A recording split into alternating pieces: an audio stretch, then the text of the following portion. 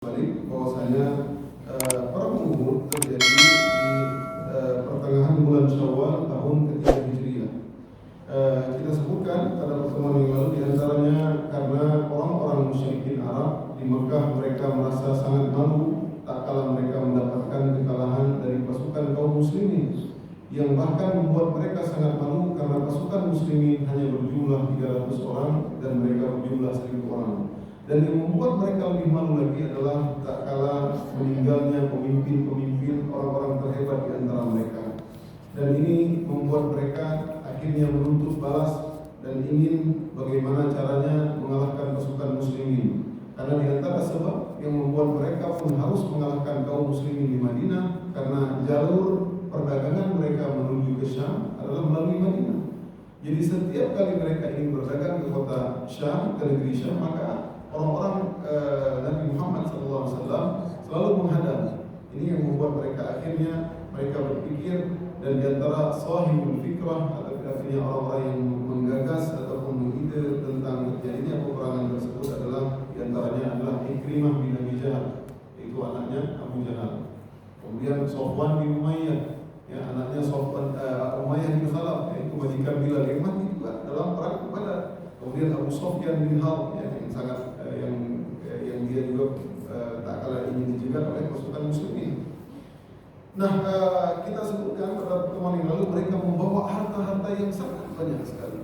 Karena memang tak kala pertempuran, tak kala Abu Sufyan pulang dari Syam membawa keuntungan yang sangat besar.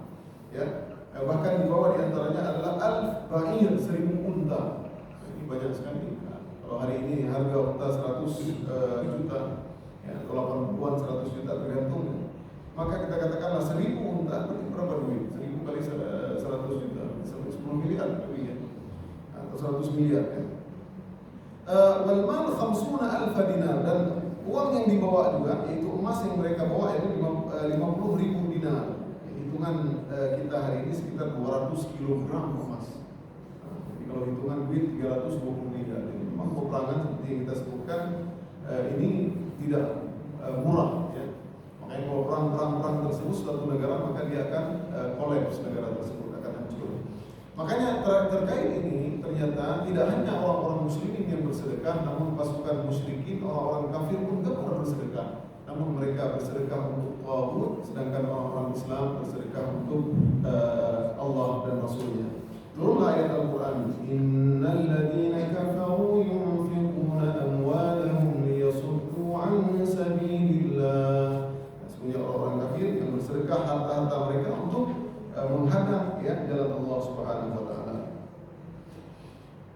Maka akhirnya pada pertemuan lalu kita sudah sebutkan juga tentang bagaimana mereka mengajak orang-orang, ya, di antaranya yang mereka ajak adalah seorang yang ahli bersyair, itu Abu Azzah al-Jumahi, kisahnya sudah kita sebutkan. Pemimpin mereka adalah Abu Sufyan bin Harb, dan pemimpin pasukan berkuda bernama Khalid bin Walid. Nah, ini sebelum Islam dia juga jago, yang jagoan yang handal. Tidak ada peperangan yang dipimpin oleh Khalid bin Walid melainkan Allah menangkan, semua menang.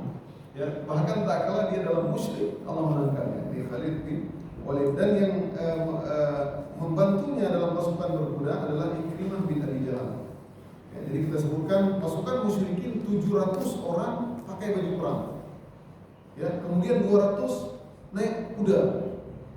Ya, 3000 unta. Jadi subhanallah, mereka lengkap, peralatan lengkap, tidak ada dari mereka yang tidak ada tunggangan, tidak ada yang jalan kaki. Ya, mereka lengkap sekali, ya, pasukan berkuda sampai 200.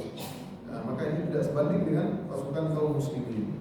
Yang luar biasanya mereka membawa istri-istri mereka dengan syarat agar istri-istri tersebut bisa menyemangati mereka. Nah, ini tidak pernah ada taktik strategi perang pemimpin-pemimpin bawa istri, ya. Karena diantaranya mereka, kalau seandainya kalah, mereka nggak patah kembali ke Mekah, mereka malu dengan istri-istri mereka. Jadi istri-istri ini tugasnya menangis-nangis, ya, rebana-rebana, ya, memaksa para orang-orang untuk semangat berperang.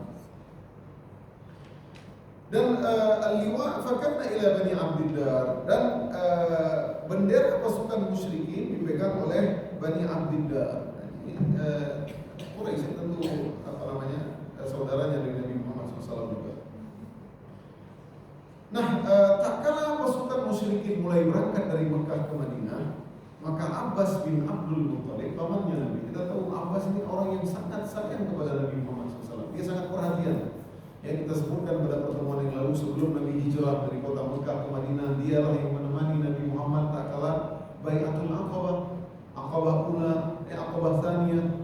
Ya, tak kala orang-orang Ansar, ya, orang-orang Aus dan Khazraj, orang-orang Madinah ingin mengambil Nabi dari kota Mekah, dia yang berkata, wahai kaum Madinah, wahai Banu Qailah, kalau seandainya kalian ambil ini ponakanku, maka ambillah dengan benar. Seandainya suatu saat engkau kalah dan dikalahkan oleh musuh, engkau serahkan dia kepada musuh, dari sekarang kau ambil. Apa sangat saya perhati. Bahkan tak kala perang Badar, dia tertawa Abbas. Namun dia mengatakan, saya sudah Islam ya Rasulullah, tapi engkau KTP musyrik, engkau KTP kafir masih. Ya, tentu Abbas pun akhirnya memberikan tebusan, ya. Namun dia sangat sayang kepada Nabi Muhammad SAW. Ya, ini artinya Abbas sebenarnya sudah Muslim, namun KTP-nya KTP kafir. Ya, kadang-kadang ada orang seperti itu, ya. Ya, KTP Islam, tapi subhanallah sangat kuat menentang Islam. Ya, dan juga orang sebaliknya. Ya. Nah, jadi inilah dia Abbas bin Abdul Muttalib. Nah, tak kala mengetahui orang-orang musyrikin Arab ingin bergerak menuju kota Madinah, ingin menyerang Madinah, maka Abbas menyewa seorang dari Bani Ghifar. Nah, Bani Ghifar ada seseorang yang disewa, yang dibayar, dan dia mensyaratkan sampaikanlah surat ini kepada Muhammad agar sampai 3 hari sebelum kedatangan pasukan musyrikin. Jadi perjalanan sampai dari Mekah ke Madinah jalan kaki sekitar semingguan. Nah, semingguan atau lebih dari 5-6 hari lah, 7 sampai 7 hari. Nah, makanya kalau jemaah yang belum pernah coba mungkin bisa dicoba, ya. Pahalanya banyak sekali, namun tidak mungkin ya kalau kita tidak mampu. Baik hadirin yang dirahmati Allah Subhanahu wa taala. Kemudian tak kala surat tersebut sampai ke Nabi tentang kedatangan Abu Sufyan dan pasukan musyrikin ingin menyerang Nabi Muhammad SAW, dan Nabi tak kala itu berada di Quba, Masjid Quba. Tak kala Nabi menyuruh Ubay bin Ka'ab membaca surat tersebut, maka Rasulullah SAW menyuruh sembunyikan kabar tersebut. Kemudian langsung Nabi Muhammad SAW kembali ke Madinah dengan segera, ya.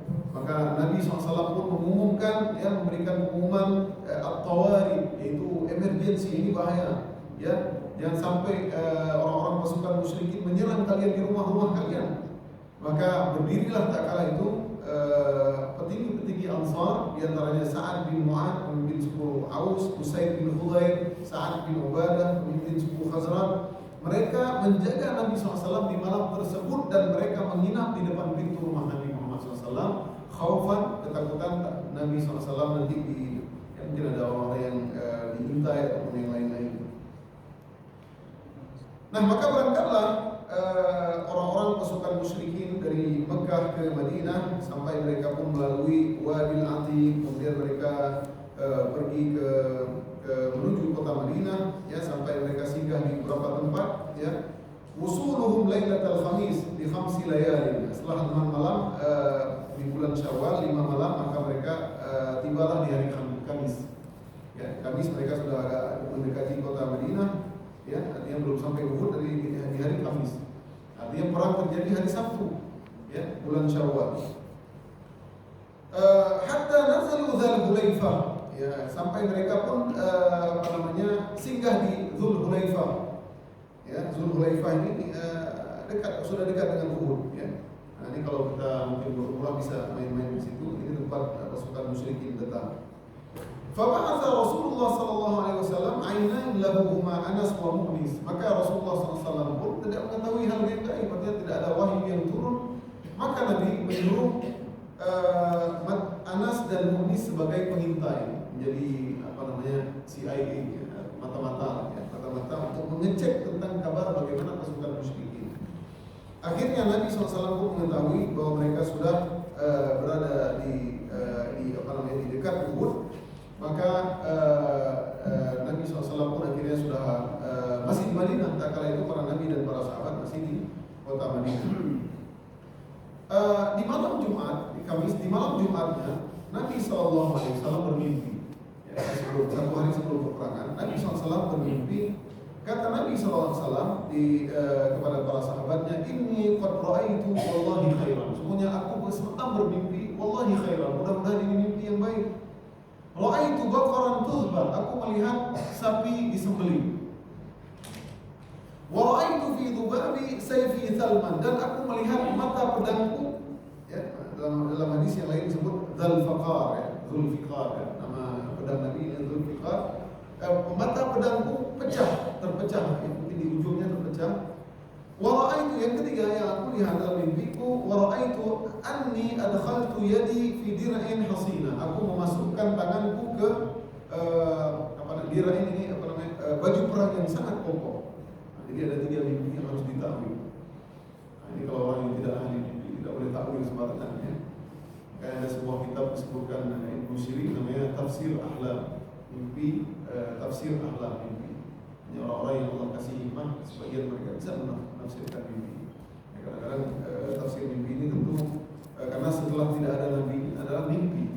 Mimpi ini jadi diantaranya ru'ya salihah, itu adalah termasuk diantara berita, ya, berita-berita gembira, ya, ataupun berita duka. Tentu yang orang-orang salih yang bisa mentakwilkan. Nah, namun Nabi Muhammad SAW kemudian mentakwilkannya mimpi tersebut. Mada awwalta ru'yaka? Para sahabat bertanya, ya Rasulullah, apa takwil dari mimpimu? Maka kata Nabi, fa'ammal baqaru fahiya nasun min ashabi yuqtalun. Sesungguhnya mimpi yang aku melihat sapi disembelih, maka aku nanti akan terjadi para sahabat-sahabatku yang banyak berguguran, yang syahid medan berguguran. Ini mimpi sudah duluan, ya. Wa amma thalmu alladhi ra'aitu fi dhubab sayfi, dan adapun tadi mata pedang yang pecah di atasnya sedikit, fa huwa rajulun min ahli baiti yuqtal, dan akan meninggal orang dari ahli baitku, artinya orang yang paling dekat, yaitu kerabatku yang akan meninggal. Dan benar nanti Hamzah bin Abdul Muttalib akan meninggal dalam perang tersebut. Wa awwaltu dar'al hasinat al-Madinah, dan aku mentakwilkan tentang baju perang yang kokoh tersebut yang aku masukkan tanganku, itulah Madinah. Artinya Madinah akan kokoh dan pasukan musyrikin tidak akan mampu masuk ke kota Madinah. Ya betul, dan Madinah nanti akan menjadi pusat Islam dan tiada orang yang akan bisa menyerang Madinah setelahnya. Ya, setelah perang Khandaq nanti juga Madinah menjadi kota yang kuat, bahkan Madinah yang menyerang kemana-mana. Hadirin yang dirahmati Allah Subhanahu Wa Taala, di awal-awal mereka akhirnya wasyawirhum fil amr. Jadi Nabi SAW tidak egois, ya. Nabi tidak memenangkan pendapat sendiri karena belum ada wahyu yang turun. Ya, bagaimana posisi kaum muslimin? Apakah bertahan di kota Madinah, di benteng kota Madinah, mereka bertahan melawan pasukan musyrikin, ataukah mereka bergerak? Maka Nabi SAW wasyawirhum fil amr, sebagaimana dalam Al-Quran, Nabi orang yang sangat mulia. Nabi ingin mengetahui bagaimana pendapat para sahabat-sahabat mereka, ya. Bahkan di awal-awal Nabi berkata, ya, kepada para sahabatnya, bagaimana para sahabatku, umkusu fil Madinah waj'alun nisa wal dawari fil athar. Wahai para sahabatku, bagaimana kalau seandainya kita bertahan saja di Madinah, bertahan di Madinah, dan kita pisahkan anak-anak dan istri-istri kita, mereka kita letakkan di tempat yang tinggi-tinggi.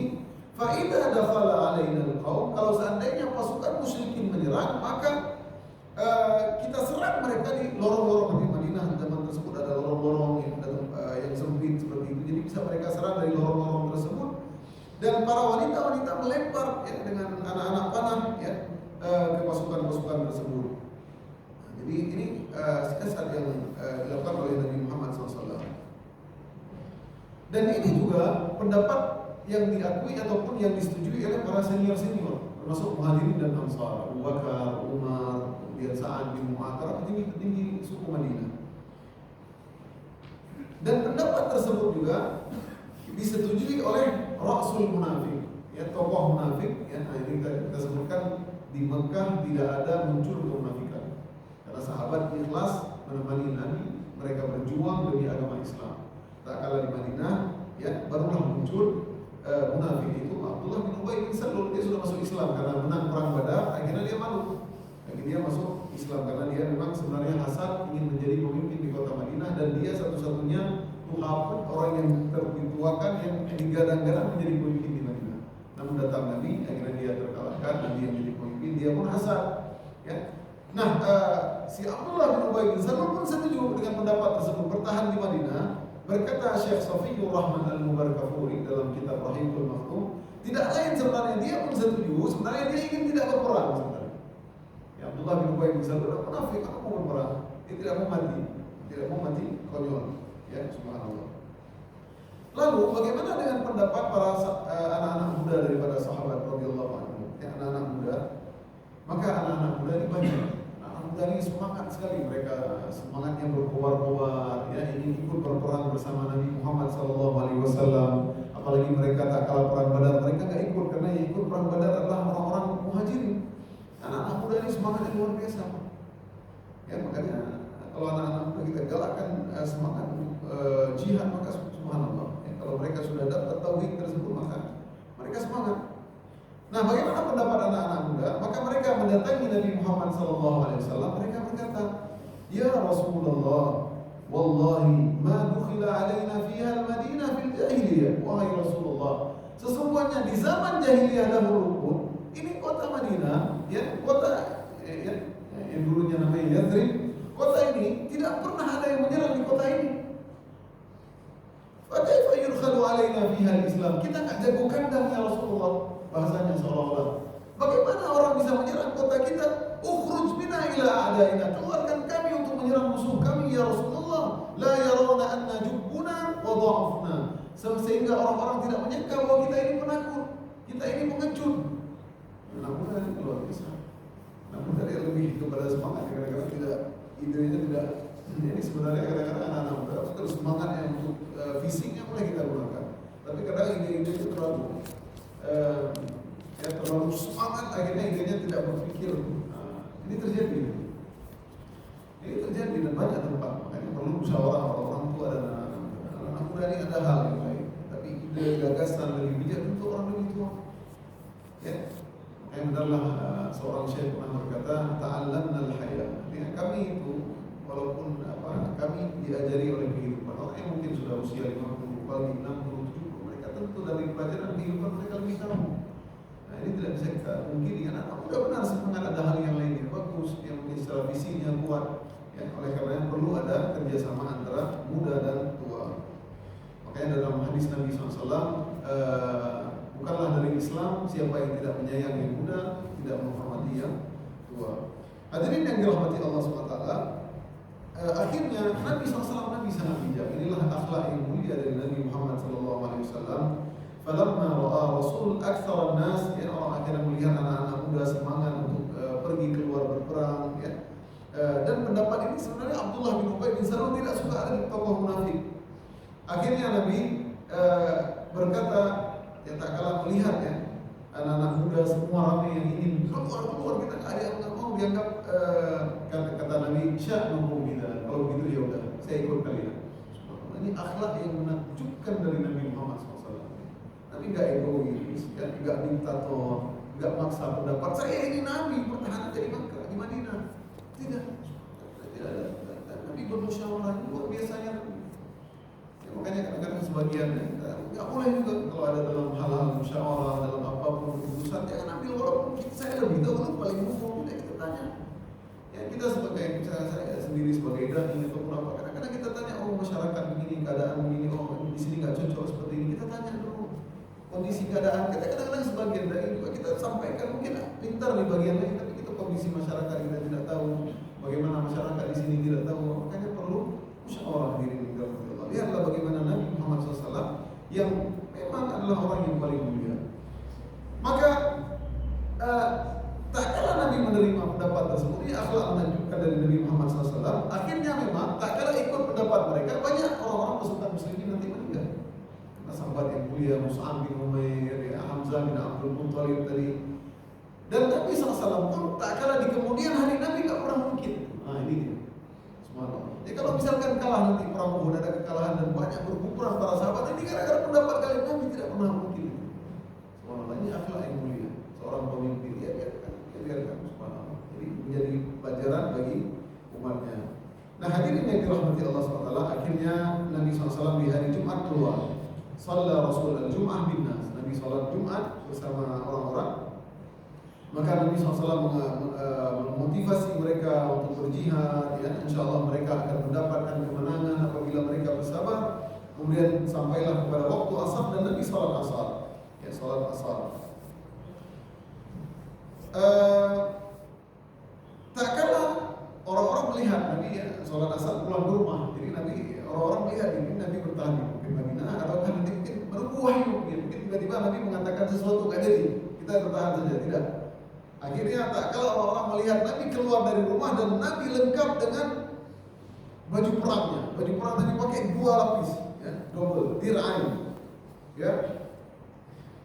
Maka Sa'ad bin Mu'ad, ya, pemimpin suku Aus tadi, dan Usaid bin Khudair berkata kepada Nabi SAW, "Ya Rasulullah, istahqahtum Rasulullah al-khuruj." Dia berkata kepada orang-orang anak-anak muda tadi, kalian telah paksa-paksa Nabi untuk keluar, padahal Nabi ingin bertahan di Madinah, ingin kita bertahan saja di Madinah. Ya, ini Nabi adalah orang yang paling mulia, dia orang yang tahu bagaimana posisinya, sedangkan wahyu turun kepadanya dari langit. Ya, akhirnya anak-anak muda ini pun fanani mujamian, mereka pun akhirnya menyesal. Ya, mereka menyesal. Nabi pun keluar, ya. Nabi pun keluar. Ya, mereka berkata, "Ya Rasulullah, terserah engkau." Ya, akhirnya para anak-anak muda pun gak enak. Dia berkata, "Ya Rasulullah, fasna ma badalak, ya Rasulullah, mohon maaf, engkau terserah engkau apapun yang engkau lakukan." Nabi sudah siap lagi perang. Kata Nabi sallallahu alaihi wasallam, "La yanbaghi li nabiyyin idza labisa la'matahu an yadha'a hatta yahkum Allah bainahu wa bain 'aduwwihi." Tidak pantas bagi seorang nabi apabila dia sudah memakai baju perang untuk menanggalkannya kembali sampai Allah putuskan antara dia dengan orang musyrik. Ya, Nabi sudah pakai baju perang, sudah berazam, sudah ada cerita mundur. Nah, ini dia. Fa idza azamta fatawakkal 'ala Allah. Kalau sudah berazam, tawakkal 'ala Allah. Urusan Allah, apapun yang kita lakukan.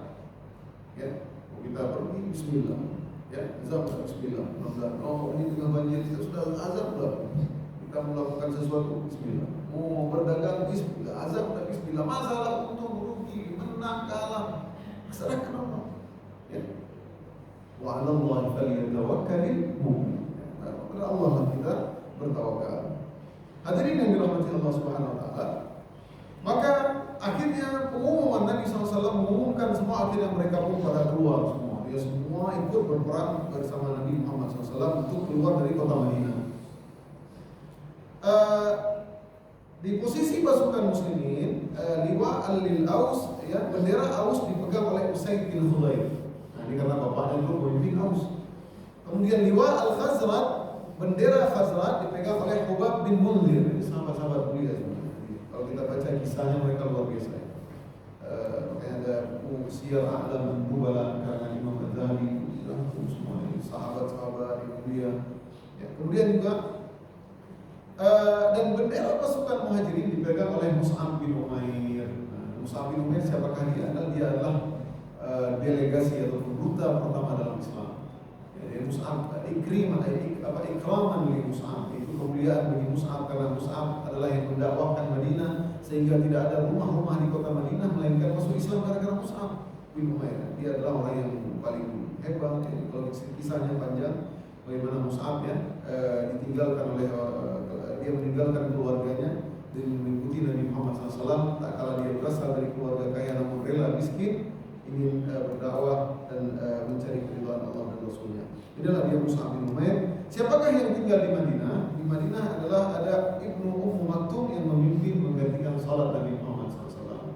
Nah, ini Ibnu Ummu Maktum, inilah yang turun ayat Abasa wa tawalla an ja'ahul a'ma. Ya, seorang yang buta namun subhanallah bacaan Qurannya bagus. Ya, dia Islam tidak terlalu lama, ya. Tapi dia subhanallah, ya. Namun bagaimana Ibnu Ummu Maktum ini luar biasa. Ya, bahkan Nabi SAW menghargai Ibnu Ummu Maktum. Tak kala Nabi bertemu dengan Ibnu Ummu Maktum, Nabi berkata, "Marhaban, selamat datang Allah. Selamat datang orang yang Allah tegur saya dengannya." Artinya Al-Quran ditegur Nabi gara-gara mendakwahkan orang-orang musyrikin tak kala itu, ya. Namun ini kemuliaan dari sahabat Ibnu Ummu Maktum. Kemudian bagaimana posisi sahabat yang lain? Misalkan Sa'dan, yaitu Sa'ad bin Mu'ad dan Sa'ad bin Ubadah. Maka mereka ini pemimpin pasukan juga dari kaum Aus dan kaum Khazraj. Mereka berdua di depan Nabi Muhammad SAW memakai baju perang. Wa kharaja Hamzah bin Abdul Muttalib hasilan, sedangkan Hamzah enggak ada baju perang. Hamzah enggak pakai baju perang.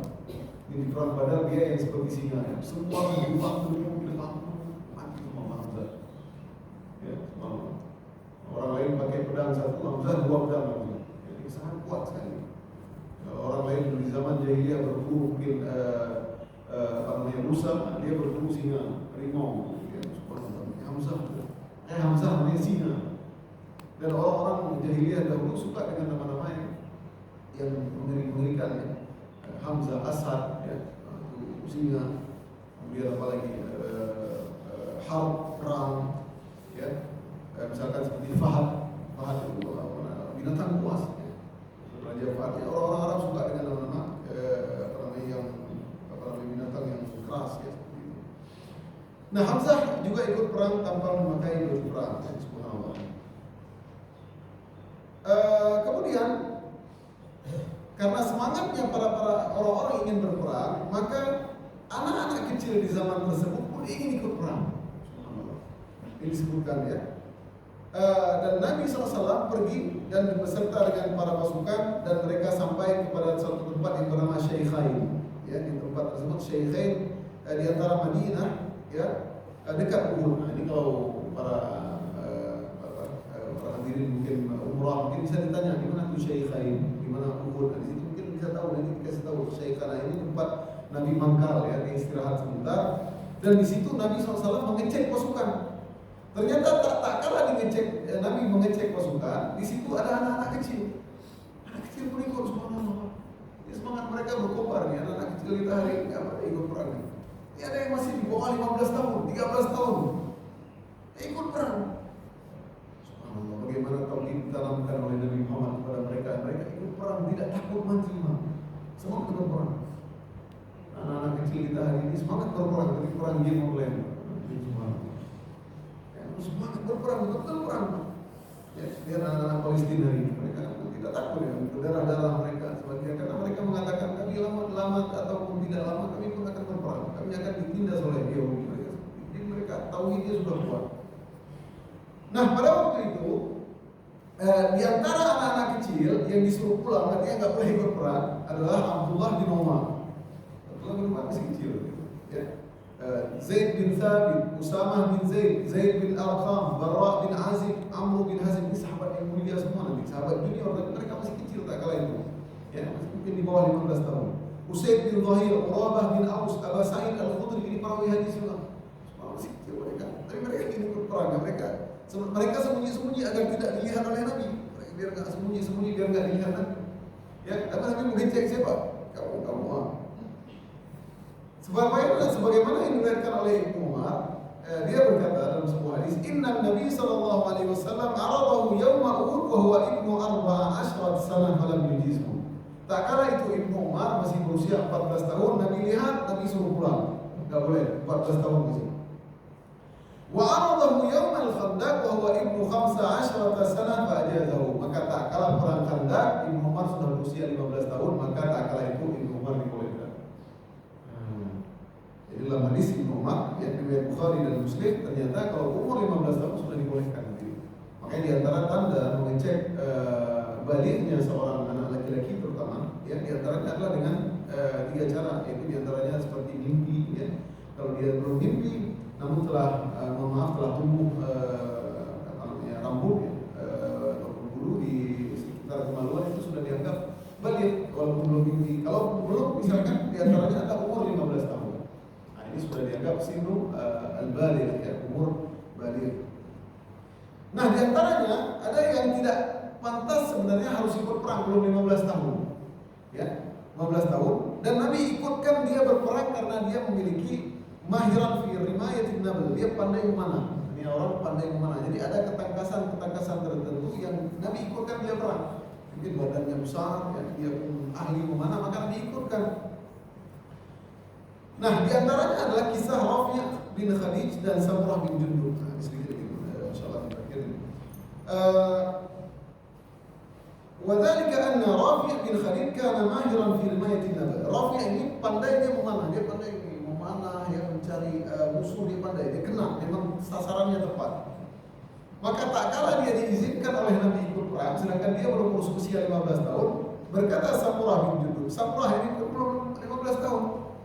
Dia berkata kepada Nabi, dia objection, dia menolak, ya, dia komplain. Ya Rasulullah, ana aqwa min Rafi Rasul, saya lebih kuat dari Rafi.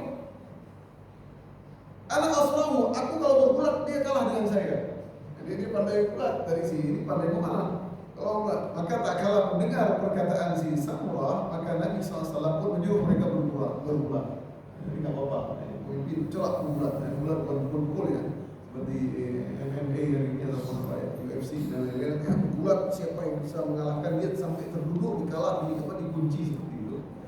Ya, maka akhirnya benar, Samurah yang benar. Akhirnya dua-dua pun diikutkan oleh Nabi Muhammad SAW. Ini tak badannya seperti siapa? Khabib. Nah, jadi subhanallah, ya, akhirnya diikutkan, dia ikut berperang.